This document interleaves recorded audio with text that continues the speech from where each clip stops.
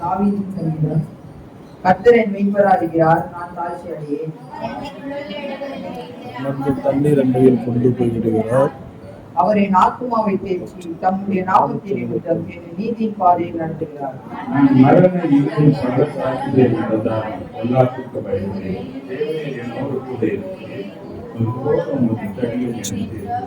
சத்துருக்களுக்கு முன்பாக நீர் எனக்கு ஒரு பந்தை ஆயத்தப்படுத்தி என் தலையை எண்ணெயினால் அபிஷேகம் பண்ணுகிறீர். என் பாத்திரம் நிரம்பி வருகிறது.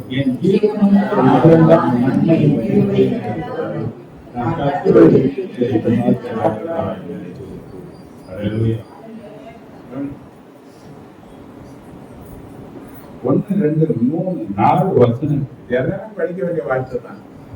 4 வசனங்களை நம்ம சேர்ந்து வாசிப்போம். கர்த்தர் என் மேய்ப்பராய் இருக்கிறார், நான் தாழ்ச்சி அடையேன். அவர் என்னை உள்ளுள்ள இடங்களில் மேய்த்து அமர்ந்த தண்ணீர்கள் அண்டையில் என்னை கொண்டு போய் விடுகிறார். அவர் என் ஆத்துமாவை தேற்றி தம்முடைய நாமத்தை நிமித்தம் என்னை நீதி பாதையில் நடத்துகிறார். நான் மரண இருளின் பள்ளத்தாக்கில் நடந்தாலும் பொல்லாப்புக்கு பயப்படேன். தேவனீர் என்னோடு கூட இருக்கிறேன், ஒரு கோலும் ஒரு தனி என்று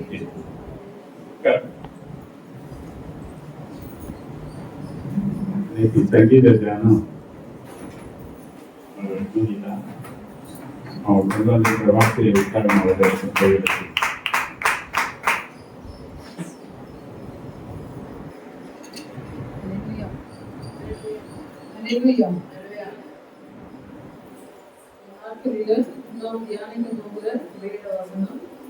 சங்கீதம் 23ஆம் அதிகாரம் 4ஆம் வசனம்.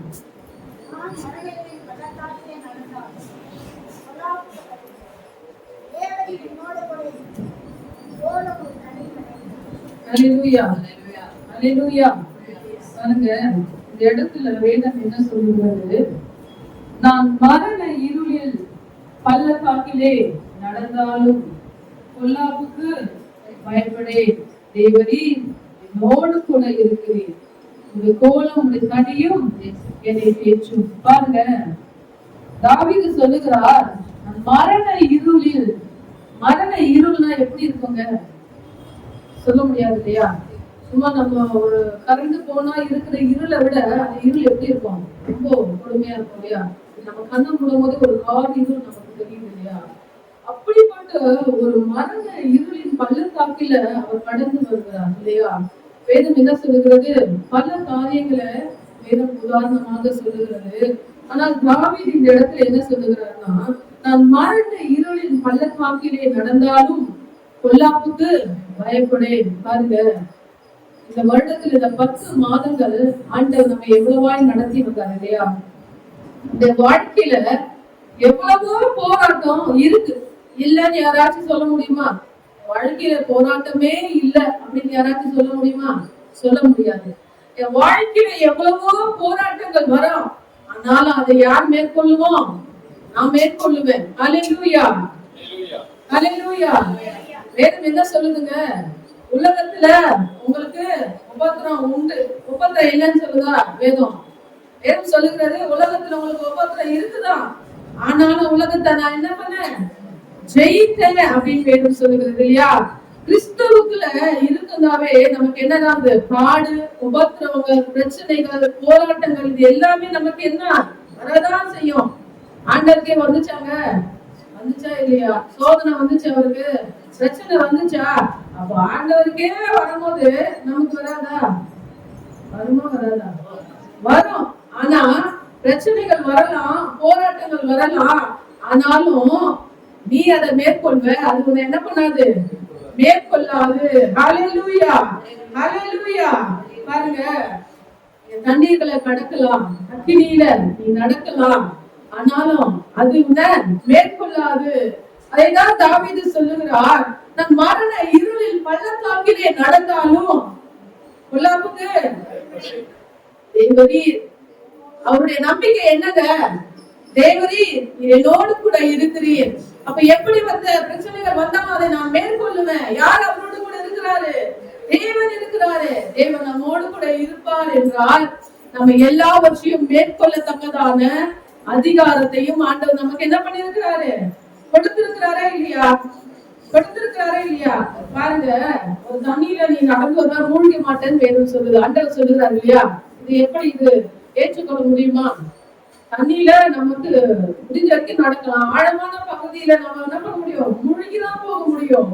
ஒரு அக்கினியில நம்ம கடக்க போக அந்த அக்கினி நம்மளால படாம இருக்க முடியுமா? முடியாது. படதான் செய்யும். ஆனாலும் ஆண்டவர் என்ன சொல்றாரு? எல்லாவற்றையும் நீ மேற்கொள்ளத்தக்கதான அதிகாரத்தை ஆண்டவர் கொடுத்திருக்கிறாரு.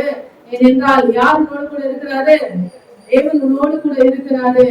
எல்லாவற்றையும் நீங்க மேற்கொள்ளலாம். ஒன்றும் உங்களை என்ன பண்ணாது? மேற்கொள்ள முடியவே முடியாது. பாருங்க, தாவீது பத்தி பல காரியங்கள் சொல்லப்பட்டிருக்கிறது. ஆனால் பாருங்க, சங்கீதம் 3ஆம் அதிகாரத்தின் தலைப்பை நம்ம படிக்கலாமா? தாவீது தன் குமாரன் அப்சலோமுக்கு முன்பாக தப்பி ஓடி போகையில் பாடின சங்கீதம். பாருங்க, அவருக்கு எதிரி பல பேர் இருக்கலாம். ஆனா தன்னுடைய மகனே அவனுக்கு எப்படிப்பட்டவரா இருந்தாரு? சத்துருவா இருந்தாரு இல்லையா? அவரை கொல்லணும்ன்ற ஒரு முயற்சியோடு தாவீது என்ன பண்றாரு?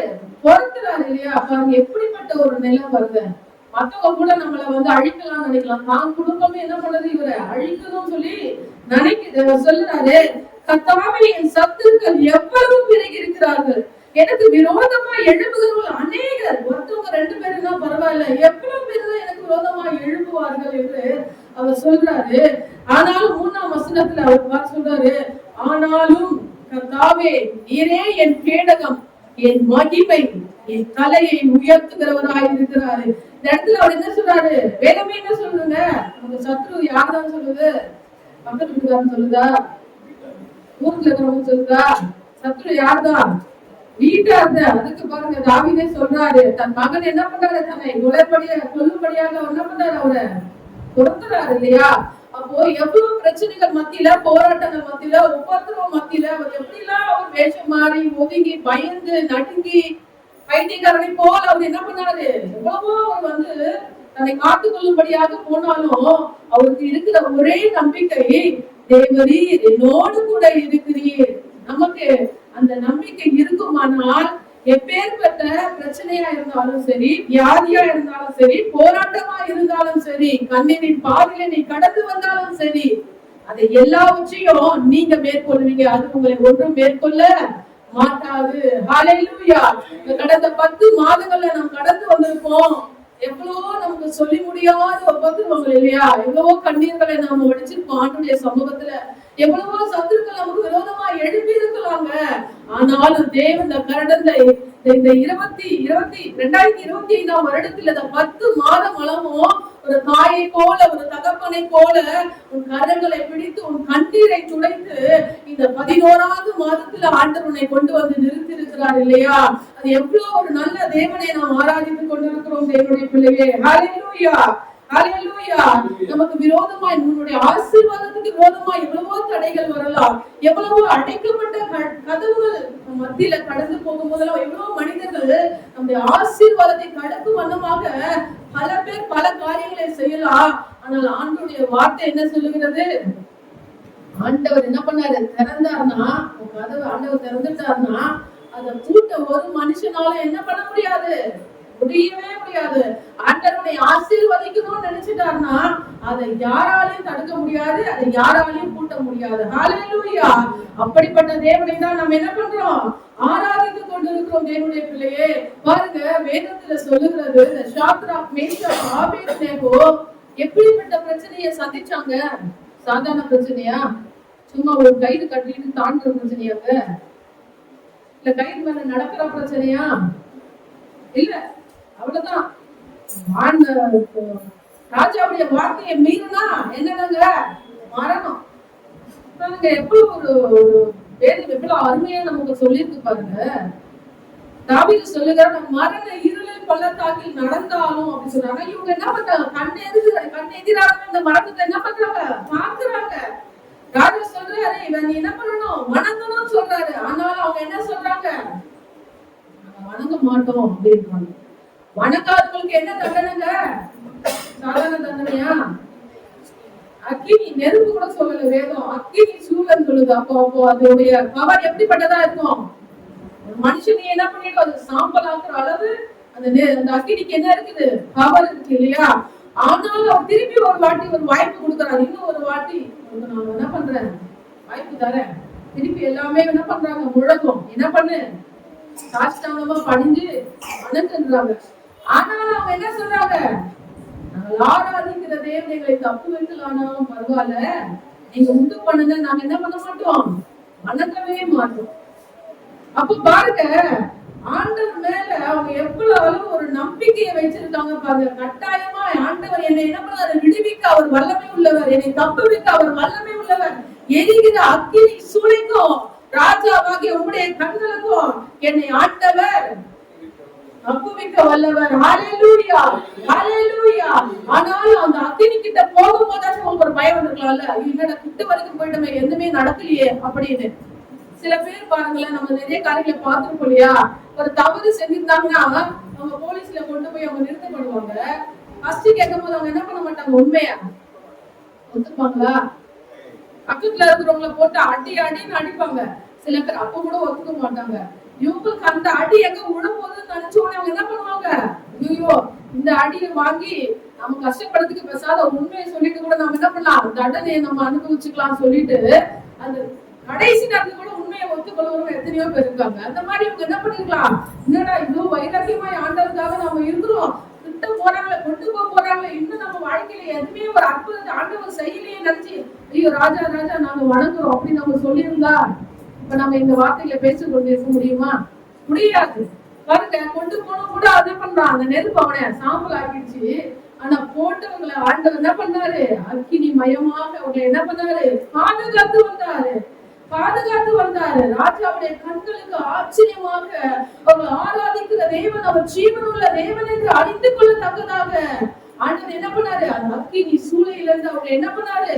விடுவிச்சாரு, அவங்களை தப்புவித்தாரு, அவங்களை பாதுகாத்து வந்தாரு. இல்லையா? ஆமாவா இல்லையாங்க? அதே மாதிரிதான் நம்முடைய வாழ்க்கையில எப்பேற்பட்ட சூழ்நிலையா இருந்தாலும் அவர் எல்லாவற்றுக்கும் ஆண்டவர் நம்மளை என்ன பண்ண? அவர் தப்புவிக்க வல்லமை உள்ளவராய் இருக்கிறார். அப்படிப்பட்ட மகா தேவனை தான் நாம் என்ன பண்றோம்? ஆராதித்து கொண்டிருக்கிறோம். தேவனுடைய பிள்ளையே, கடைசி நாட்களில் இந்த வருடத்தை நாம் முடிக்க போகிறோம். எத்தனையோ நன்மைகள், எத்தனையோ ஈவுகள், ஆனால் அவைகளை எல்லாம் நாம் என்ன பண்றது? நினைக்கிறது இல்ல. ஆண்டவர் செய்த நன்மைகளை நாம் நினைக்கிறது இல்ல. ஒரு மரண இருளின் பள்ளத்தாக்கின் வழியாக நாம் கடந்து போகும்போதுதான் நம்முடைய வார்த்தைகள் எப்படிப்பட்டதா இருக்குதுன்னு நமக்கு தெரியும் இல்லையா? ஆனால் எவ்வளவோ பாடுகள் மத்தியில நாம் கடந்து வந்திருக்கலாம். பலவீனங்கள், வியாதிகள், சொல்ல முடியாத பிரச்சனைகள் எல்லாவற்றையும் நம்ம வருடத்துல நாம் சந்தித்திருக்கோம். ஆனாலும் தேவன் நம்ம என்ன பண்றாரு? நிறுத்தி வைத்திருக்கிறார் இல்லையா? நம்மை நடத்தி வைத்திருக்கிறார் இல்லையா? இன்று நாம் நிற்பதும் நிர்மூலம் ஆகாதிருப்பது யாருடைய கிருபைங்க? தேவனுடைய சுத்த கிருபை. ஹல்லேலூயா. அவருடைய இரக்கங்கள் எப்படிப்பட்டதா இருக்கிறது நம்முடைய வாழ்க்கையில? அவ்வளோ பெரியதா இருக்கிறது. நம்ம சாதாரணமாக இந்த வேதத்தை நம்ம வாசிக்கலாம் இல்லையா? மரண இருளின் பள்ளத்தாக்கில் நடந்தாலும் பொல்லாப்புக்கு பயப்படு, தேவரீர் கூட. ஆனா அந்த வார்த்தை வல்லமை எப்படி இருக்கிறது? தேவரீர் என்னோடு கூட இருக்கிறீர். கோலும் தடி என்ன பண்ணுவோம்? தேய்ச்சோம். நான் இல்ல கொஞ்சம் தப்பிச்சு கொஞ்சம் விட்டுருந்தா அந்த வண்டி அவன் என்ன பண்ணிட்டு இருக்கோம்? அடிச்சுட்டு இருக்கோம். கொஞ்சம் விட்டுருந்தா என்ன பண்ணிருப்ப? கீழே விழுந்திருப்ப. கொஞ்சம் விட்டுருந்தா என் கால் உடஞ்சிருக்கோம். அது உன்னுடைய கிருபை இல்ல, உன்னுடைய பலன் இல்ல. தேவரி அவனோடு கூட இருக்கிறதுனாலதான் இப்படி வர வண்டி என்ன பண்ணுது? இப்படி போகுது. கடுமான நீ விழுகிற நேரத்துல ஆண்டுடைய கரை உன்னை என்ன பண்ணுது? தாங்கி பிடித்து கொண்டிருக்கிறது. தேவனுடைய பிள்ளையே, அவருடைய கிருபை உன்னோடு கூட தான் இருக்கிறது. இந்த தேவன் என்றென்றைக்கும் உள்ள சதா காலங்களிலும் என்னுடைய தேவன். ஹல்லேலூயா, ஹல்லேலூயா. நம்மை நடத்துகிற தேவனாய் இருக்கிறார். ஹல்லேலூயா. பாருங்க, அதே தானியேல் புத்தகத்துல வேதம் சொல்லுகிறது, தானியேல் என்ன பண்றாருங்க? 3 வேளை என்ன பண்றாரு? அவர் ஆண்டவரை தொழுது கொள்ளுறாரு. ஆனா தொழுது கொள்ளாதபடிக்கு என்ன பண்றாங்க? அந்த பத்திரத்துல கையெழுத்துறாரு ராஜா. ஆனாலும் அவர் என்ன பண்றாரு? திரும்பவும் என்ன சத்தம் போட்டாலும், என்ன சத்தம் தெரியுமா உங்களுக்கு? என்ன சத்தங்க? ராஜாவுடைய வார்த்தையை மீறி இருக்கிறவங்களுக்கு என்ன சத்தங்க? சிங்கக்கேபில போட்டுருவாங்க. சிங்கக்கேபில போய் இருந்துட்டு வந்துடலாமா? ஜெயில போட்டா கூட இருந்துட்டு வந்துடலாம். சிங்கக்கேபில போட்டா திருப்பி வர முடியுமா? மரணங்க. அத வழி கிடையாது. தப்பிக்க முடியுமா சிங்கத்துக்கிட்ட இருந்து? முடியவே முடியாது. ஆனாலும் அவருக்கு என்ன நம்பிக்கை? தாவீது சொன்னது போலதான், தேவரே என்னோடு கூட இருக்கிறீர். அப்போ எப்படிப்பட்ட சிங்கத்தையும் மேற்கொள்ளத்தக்கதான ஒரு அதிகாரத்தை ஆண்டவர் என்ன பண்ணியிருந்தாரு? தானியேலுக்கு கொடுத்திருந்தாரு. ஆனாலும் ஆண்டவரை தனக்கு முன்பாக அவர் வைத்திருந்தபடியால்தான் எப்பேற்பட்ட சட்டங்களை போட்டாலும் சரி, சிங்க கெபிகளில போட்டாலும் சரி, என்னை ஆண்டவர் என்ன பண்ண என்னை தப்புவிக்க வல்லமை உள்ளவராய் இருக்கிறார். அந்த சிங்கம் அவனை சேதப்படுத்திச்சாங்க? சேதப்படுத்துச்சா? இல்ல. ஆண்டவர் என்ன பண்ணாரு? சிங்கத்துடைய வாயில என்ன பண்ணிட்டாரு? கட்டிட்டாரு இல்லையா? அப்போ நம்ம விரோதமா எழும்புற சத்துருக்கள் எல்லாம் ஆண்டவர் என்ன பண்ணாரு? நாவுகள் எல்லாம் கட்டுவார். தேவன் மேல உன் நம்பிக்கை எந்த அளவு இருக்குது? தேவன் மேல உன் விசுவாசம் எந்த அளவு இருக்கிறது? தேவன் உன்னோட கூட தான் இருக்கிறாருன்னு நீ நினைக்கிறீங்களா? பல நேரங்களில் ஆண்டவர் கூட இல்லவே இல்லை. ஆண்டவர் கூட இருந்தா ஏன் வாழ்க்கையில இப்படி எல்லாம் நடக்குதுன்னு நம்ம நினைக்கலாம். ஆனா ஆண்டவர் யார் கூட தான் இருக்கிறாருங்க? உங்களதான் இருக்கிறாரு. உங்களதான் இருக்கிறாரு. தேவனுடைய பிள்ளையே, எல்லாவற்றிலும் ஆண்டவர் உன்னோடு கூட இருந்து உன்னை நடத்துகிற தேவனா இருக்கிறார். அவர்தான் தாயும் தகப்பனுமா இருக்கிறார் இல்லையா? ஆண்டவர் இம்மட்டும் நடத்தினார், இனிமேலும் அவர் என்ன பண்ணுவாரு? நடத்துவாரு. பாருங்க, அப்பேற்பட்ட தானியேலை ஆண்டவர் என்ன பண்ணாரு? அந்த சிங்கங்களுக்கு தப்பி விலகி அவனை என்ன பண்ணாரு? காத்து கொண்டார் இல்லையா? பாருங்க, அதுவும் மரண இருள் தான், இதுவும் மரண இருள் தான். ஆனாலும் ஆண்டவர் அவங்களை என்ன பண்ணாரு? அது அவங்களை மேற்கொள்ளல, இவர் அதை மேற்கொண்டார். ஹல்லேலூயா, ஹல்லேலூயா. பாருங்க, இஸ்ரவேல் ஜனங்கள் இரவும் பகலும் பல உபத்திரவங்கள் மத்தியில் அவங்க இருக்கிறாங்க. ஆண்டவர் இடத்துல அவங்க என்ன பண்றாங்க? முறையிடுறாங்க. ஆண்டவர் தன்னுடைய தாசனாகிய மோசேயை அனுப்பி அவங்களை விடுவிக்கிறார் இல்லையா? விடுவித்து எங்க கொண்டு போறாங்க? எங்க போறாங்க? நேரா செங்கடல் தான் வருது. என்ன வந்து? செங்கடல். ஒரு கடல் இருக்குது. அந்த கடல் வழியா வழி இருக்குதா? இல்ல. ஒண்ணு தப்பிச்சா தப்பிக்கலாம், இல்லைன்னா என்னது? மரணம் தான். செங்கடல் வழியா ஒரு ஏதோ கொஞ்சம் ஒரு சின்ன ஒரு ஆறு அந்த மாதிரி இருந்தா கூட, ஏதோ படகு இருந்தா கூட தப்பிச்சுக்கலாம். அந்த காலத்துல அந்த அளவு எதுவுமே கிடையாது இல்லையா? அந்த ஜனங்கள் எப்படியாச்சும் இந்த பார்வனிட்ட இருந்து தப்புனா போதும் அப்படின்னு சொல்லிட்டு அவங்க என்ன பண்றாங்க? அவனை எதிர்த்து கொண்டு மோசையோட அவங்க வராங்க. மோசை கொண்டு போறாரு. போற வழியில நேரம் என்னங்க இருக்குது? சமுத்திரம் இருக்குது, செங்கடல் இருக்குது. ஐயோ, இதை எப்படிதான் தாண்ட முடியும்? பின்னாடி அவன் கொடுத்துறான், முன்னாடி என்ன இருக்குது? இதுல போனாலும் மரணம், அதுல போனாலும் மரணம். உடனே என்ன பண்றாங்க ஜனங்கள்லாம்? மோசை திட்டிருக்காங்க இல்லையா? கொண்டு வந்து என்ன பண்ற? சாகடிக்கதான் கொண்டு வந்தியா அப்படின்றாங்க. ஆனாலும் ஆண்டவர் அந்த பார்வோனின் கரங்களில் இருந்து அவர்களை விடுவித்து அவர்களை கானான் தேசத்துக்கு கொண்டு போனேன்னு சொன்னா அது என்ன பண்ணுவார்? அவரு சொன்னதை செஞ்சுதான் ஆவாரு. எவ்வளவு பெரிய செங்கடலா இருந்தாலும் சரி, அந்த செங்கடலை பிளந்து வழியை உண்டு பண்ணுகிற தேவன். ஹல்லேலூயா. நம்முடைய வாழ்க்கையிலும் எவ்வளவு பெரிய தடையாக இந்த செங்கடலை போல, எரிகோ கோட்டையை போல வாழ்க்கையில ஆசீர்வாதத்தை தடுக்கிறவர்களா இருக்கலாம். ஆனாலும் அதன் வழியாக ஒரு வழியை உண்டு பண்ணி உன்னை கொண்டு போகிற தேவன் தான் நம்முடைய தேவனா இருக்கிறார். ஹல்லேலூயா, ஹல்லேலூயா. எத்தனையோ நன்மைகள் ஆண்டவருடைய வாழ்க்கையை செய்து வருகிறார். எவ்வளவோ பிரச்சனைகள், போராட்டங்கள், உபத்திரவங்கள். பாருங்க, வேதம் சொல்லுகிறது, நான் உன்னை புடமிட்டேன் எலியை போல் அல்ல. எதுக்கு ஆண்டவர் நம்மளை புடமிடுறாங்க? பொன்னாக விலகும்படியாக. உபத்திரப்படுகிறது நல்லது. நாளுடைய பிரமாணங்களை நான் என்ன பண்றேன்? கற்றுக்கொள்கிறேன். ஒரு எந்த அளவு நம்முடைய வாழ்க்கையில சோதனைகள், போராட்டங்களை ஆண்டவர் நம்முடைய வாழ்க்கையில அனுமதிக்கிறாரோ அந்த அளவு என்ன பண்ணுவ? You are strong. நீங்க என்ன பண்ணுவீங்க? ஸ்ட்ராங் ஆவீங்க. இன்னும் பிரகாசிப்பீங்க. எவ்வளவு வந்தாலும் அதை மேற்கொள்ளத்தக்கதான ஒரு தைரியத்தை ஆண்டவருடைய வாழ்க்கையில தருகிறார். என்னுடைய பிள்ளையே, இந்த நாட்களிலும் வேதம் சொல்லுகிறது, மரண இருளின் பள்ளத்தாக்கிலே நடந்தாலும் பயப்படேன், தேவரீர் என்னோடு கூட இருக்கிறீர். The whole தூணும் உடைய தடியம் என்னை பண்ணும், என்னை தேற்றும். என் வாழ்க்கையில பல பிரச்சனைகள் உபத்திரங்கள் வந்தாலும் உன்னுடைய வாயில வரவிடுது, தேவரீர் என்னோடு கூட இருக்கிறார். எது வந்தாலும் சரி அதை மேற்கொள்ளத்தக்கதான அதிகாரத்தையும் ஆளுகிற தேவன் என்னோடு கூட இருக்கிறார். சகலத்தையும் நான் என்ன பண்ணுவேன், மேற்கொள்ளுவேன் என்ற ஒரு அசைக்க முடியாத நம்பிக்கையை நாம் தேவன் மேல வைக்கும் பொழுது அந்த உனக்காக வைராக்கியம் கொண்டு உன்னை ஆசீர்வதிக்க அவர் வல்லமை உள்ளவராய் இருக்கிறார். ஹல்லேலூயா, ஹல்லேலூயா. இந்த நாட்களில இந்த வேத வசனத்தை பேசும்படியான கிருபையை ஆண்டவர் எனக்கு கொடுத்த தயவுக்காக நான் நன்றி செலுத்துகிறேன்.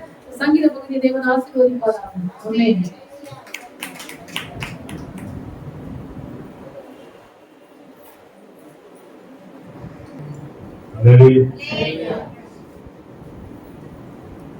மரண இருளின் பள்ளத்தாக்கிலே நடந்தாலும் நான் பொல்லாப்புக்கு பயப்படுகிறேன்.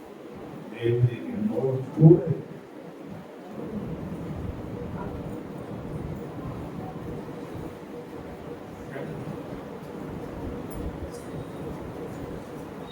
சாத்ராக், மேஷாக், ஆபேத்நேகோவை அக்கினி கொன்று சேரும் மகன்.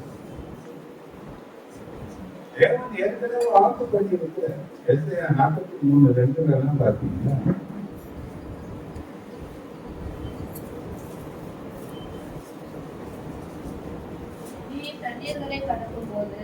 நீ தண்ணீர்களை கடக்கும் போது நான் உன்னோடு இருப்பேன். நீ ஆறுகளை கடக்கும் போது அவைகள் உன்மேல் புரளுவதில்லை. நீ அக்கினியிலே நடக்கும் போது வேகாதிருப்பார். அக்கினி ஜுவாலை வேடிக்கை பார்த்தார்.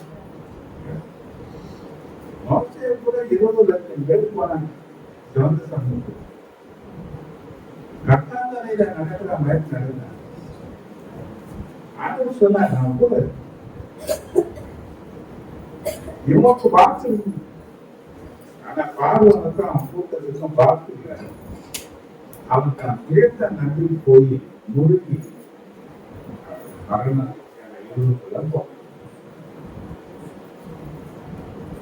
ஒரு இருளை போல ஒரு பிரச்சனைகள் வந்தார்.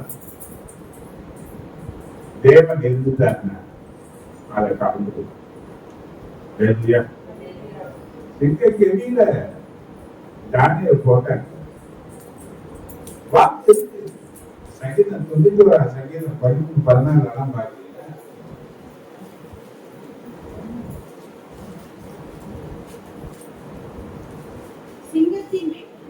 சிங்கத்தின் மேலும்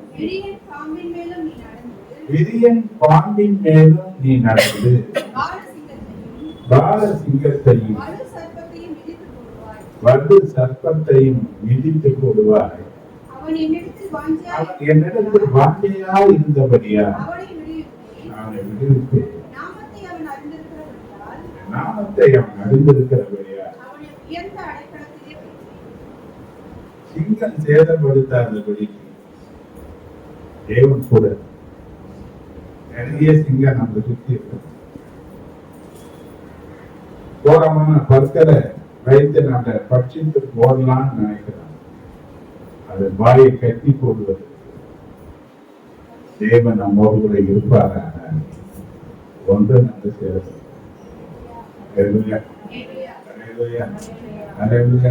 அப்ப தாவீதுக்கு எத்தனையோ போராட்டங்கள் அவன் வாழ்க்கையில இருந்தாலும் அவன் எப்படி எல்லாத்திலும் கடந்து வந்தான் என்பதை பார்த்தீங்கன்னா, அவன் சொல்றான், தேவரீர் கூட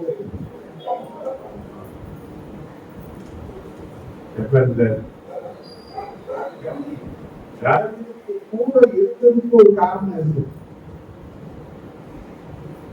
நாம கூட சில நேரங்கள் ஆண்டவர் என் கூட தான் கிடையாது, என் கூட தான் கிடையாது, என் கூட தான் கிடையாது. ஆனா குடும்ப போறோம், தள்ளாடுறோம், தடுமாறும், சில நாட்கள் இருக்குது. மரணத்துக்கு ஒப்பு கொடுக்கிறாங்க கூட சில தீமைகளுக்கு ஒப்பு கொடுக்க பிரச்சனை. என்ன நினைக்கிறீங்க? யாரு கூட இருக்கணும்? கூட இருக்குன்னா ஒரு காரியம் நம்ம செய்யணும். 8:29 இருக்கு.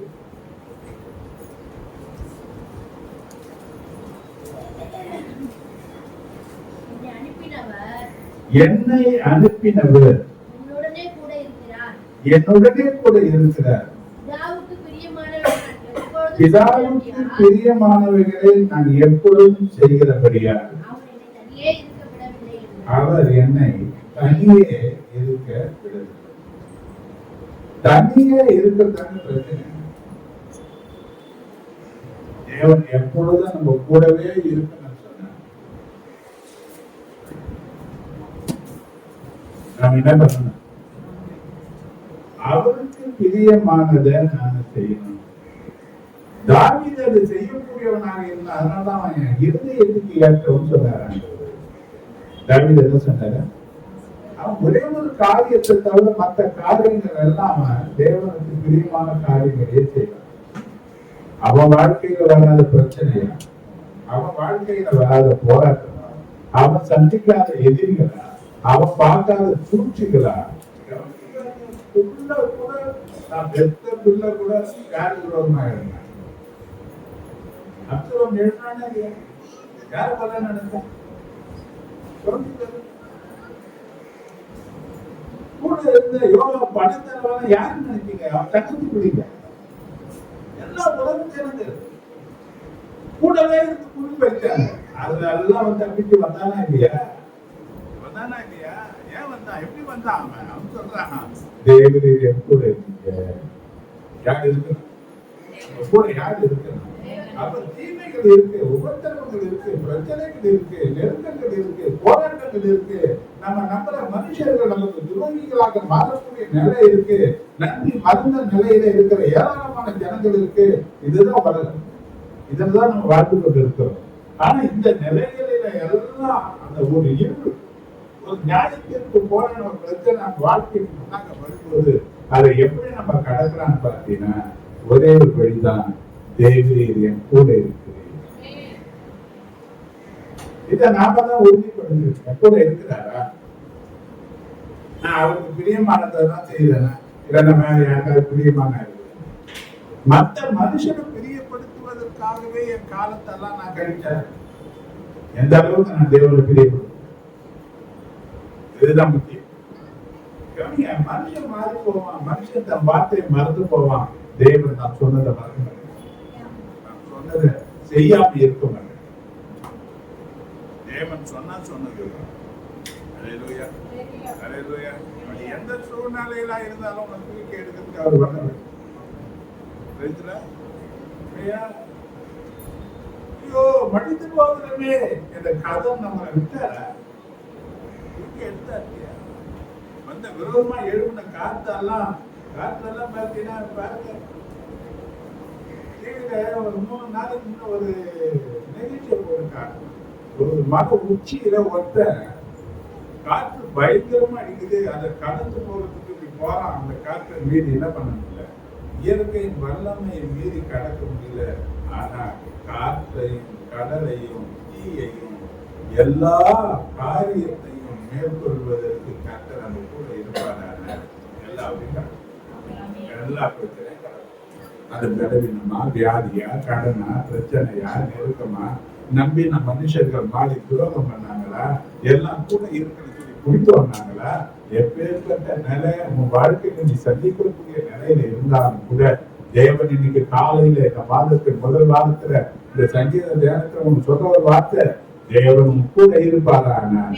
எல்லாவற்றையும் நீ கடந்து கையில வைத்து நன்றி நன்றி. சங்கீத தியானத்துக்காக நன்றி ஆசீர்வதிப்பாரா. இன்னொரு காரியம் நம்ம அறிவிப்பு சொல்ல போறேன். வெங்கடத்தோறும் பாசிங் பிரேயர் இருக்கு.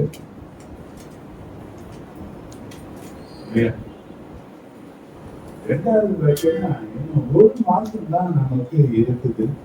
டிசம்பர் மாசம் நற்கிரியங்களை செய்கிறதுக்கு அது சேர்ந்துதான் வரும். ஒரே ஒரு காரியம் தான் நான் சொல்றேன், கர்த்தர் நமக்கு துணையா இருந்ததுனாலதான் இந்த காலங்கள் நமக்கு நடக்குது.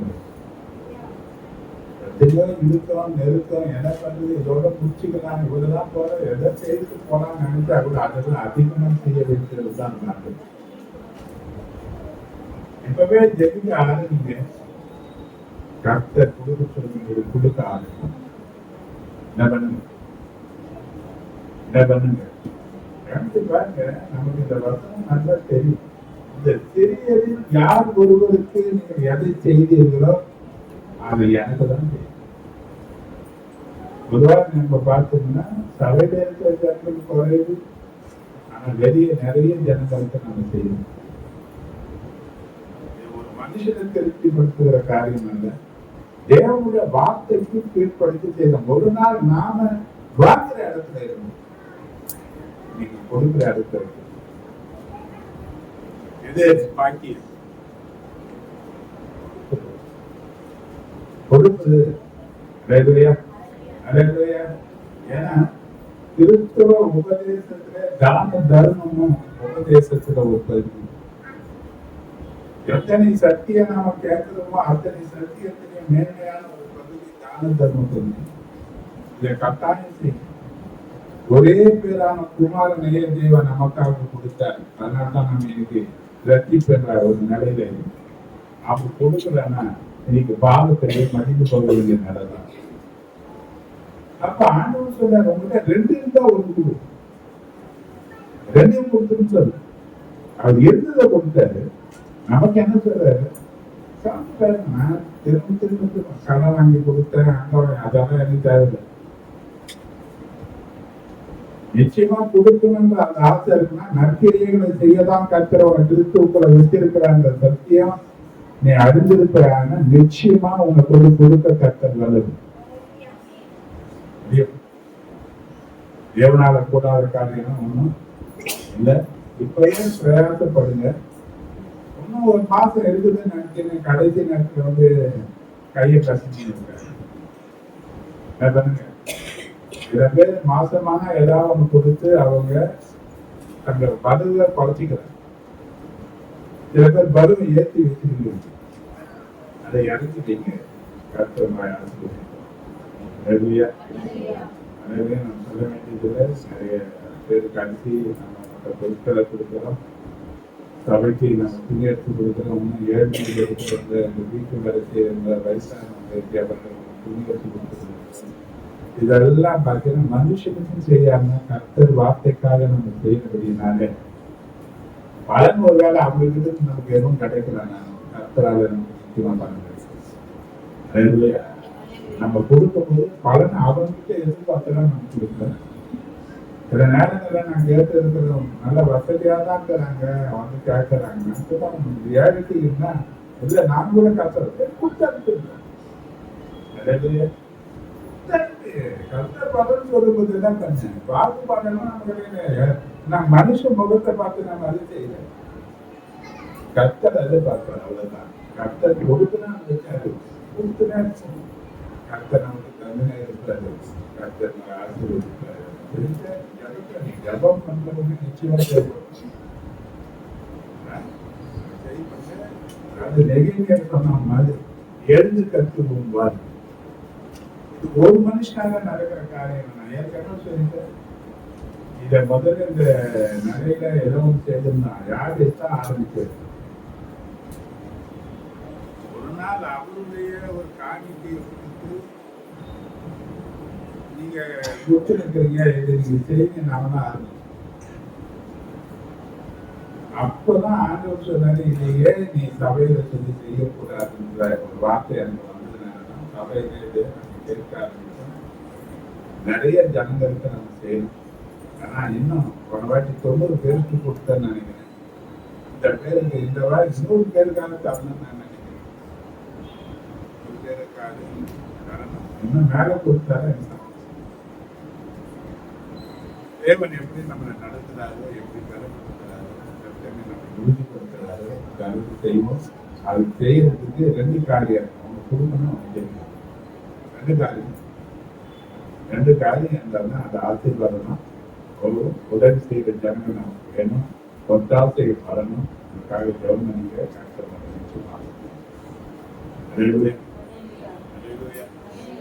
சாட்சி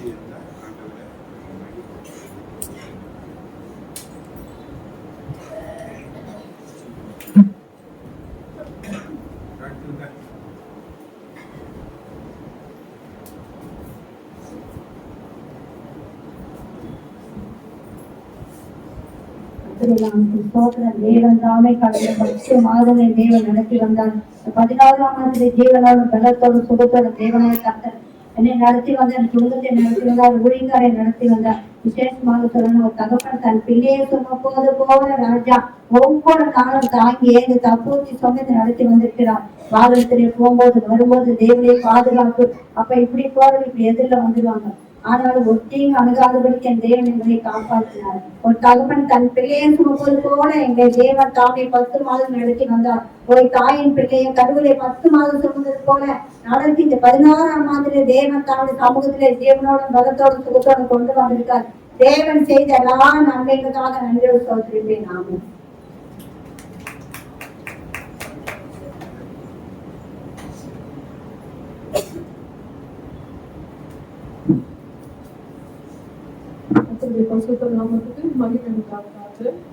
தேவன் தாமே கடந்த 10 மாதம் அளவும் தனி மணிப்போல பாதுகாத்து வந்தார். ஒவ்வொரு நாளும் தேவனுடைய கலைகளோடு கூட இருந்து போக்கிய வளர்ச்சி தேவன் ஆசிரியத்தை தந்தார். எல்லா தீங்குக்கும் தேவன் விலைக்கு பாதுகாத்து தந்தார். நல்ல உணவு தந்தார், உடை தந்தார், பாதுகாப்பை தந்தார். பிள்ளைகளுக்கு நல்ல சுகம் கொடுத்தாரு, படிக்கத்தக்க ஞானத்தை கொடுத்தாரு. எனக்கு எவ்வளவு பலவீனங்கள், அதனால எல்லா பலவீனங்களையும் ஆண்டவர் எடுத்து போட்டு என்னை பலனாய் வைத்தார். அதற்காக நான் ஆண்டவருக்கு நன்றி செலுத்துறேன்.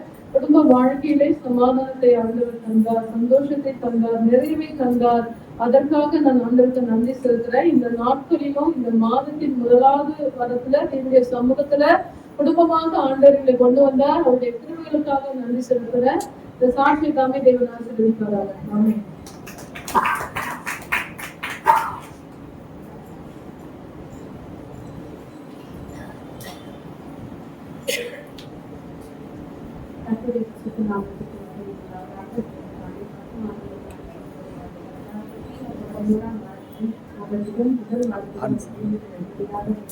ஆன் பண்ணுங்க.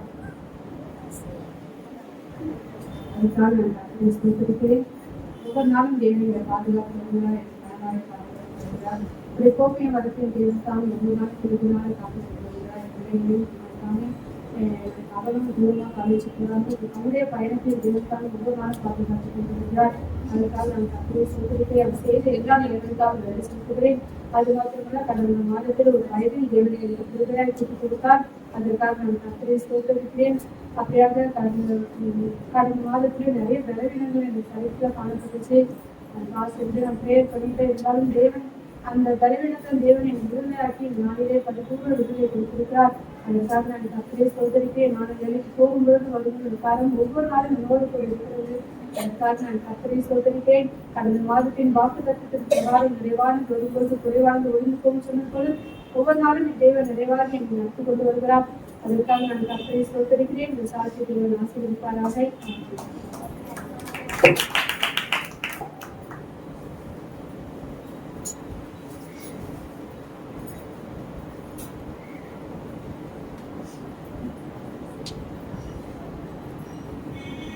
மத்திய 10வது அதிகாரம் 32, 33 வசனத்தில்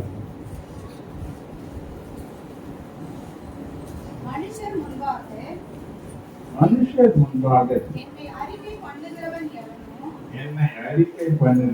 எவனோ அவனை நானும் பரலோகத்தில் இருக்கிற என் பிதாவின் முன்பாக அறிக்கை பண்ணுவேன். மனுஷர் முன்பாக என்னை மறுதலிக்கிறவன் எவனோ அவனை பரலோகத்தில் இருக்கிற என் பிதாவின் முன்பாக மறுதலிப்பேன். அறிக்கை பண்ணுவாரு யாரும் மறுதலிப்பேன். 11வது மாதத்துல முதல் மாதம்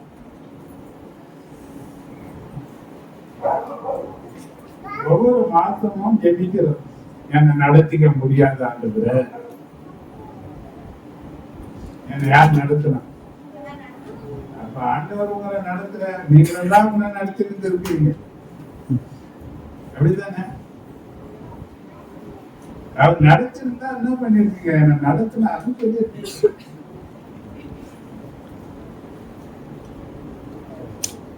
ஆண்டவருடைய நாமத்தை மகிமைப்படுத்துவதற்கு உனக்கு கிடைச்சி இருக்கிற ஒரு சின்ன சந்தர்ப்பம். ஒரு சின்ன உதவி செய்தா கூட மற்றவங்க எத்தனை பேர் மத்தியில அவர் செய்தாரு அவர் செய்தாரு அவர் செய்தாரு ஒரு மனுஷனை ஓயாம சொல்லுகிற நாம் எத்தனையோ காரியங்களில கூடவே இருந்து நம்ம நடத்தி பாதுகாத்து பராமரித்து போஷித்து வழி நடத்தி தீங்குக்கெல்லாம் விலக்கி ஆபத்துல கூட இருந்து எல்லாவற்றையும் உதவி செய்து நடத்த அந்த ஆண்டவர் என்னை நடத்தலான்னு சொல்றதுக்கு நம்ம வாய் வந்து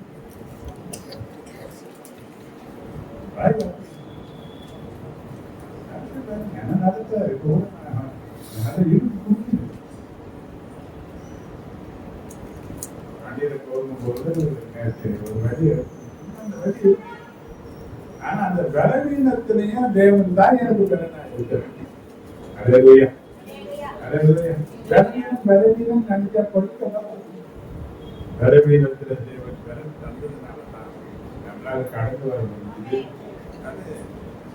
அவர் இல்லைன்னா இல்லை, அவர் தான் தெய்வம், அவர் தான் சுவாசம்.